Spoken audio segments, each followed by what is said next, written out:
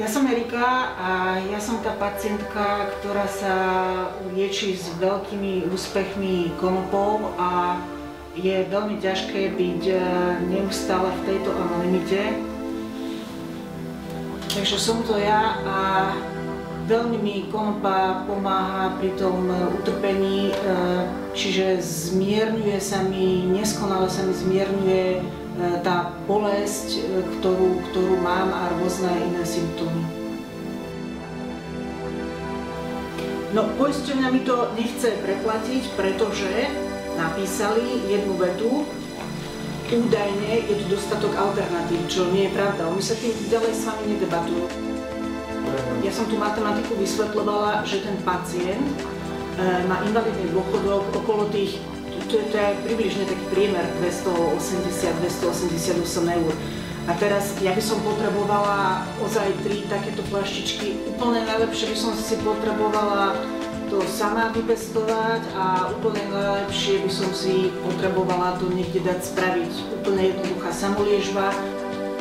No ale samozrejme v prvom rade to treba dekriminalizovať, lebo keď nás tu budú takto úplne zbytočne stresovať, a nie len mňa, ale celú moju rodinu a známych, že ja som nejaký výrhajl a že robím niečo zlé, tak to sa nedá.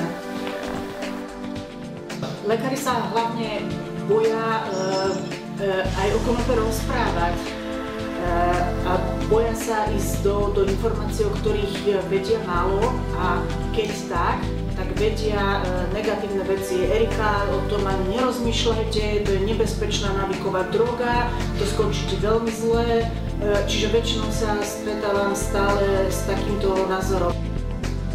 Na mňa to má vplyv frustrácie obrovskej, pretože viem aj na vlastných skúsenostiach, doslova na vlastnej koži, na vlastnom mozgu, na vlastných pocitoch, že ten liek by určite pomohol nielen pacientom so sklerózou multiplex, ale aj iní ľudia majú také symptómy.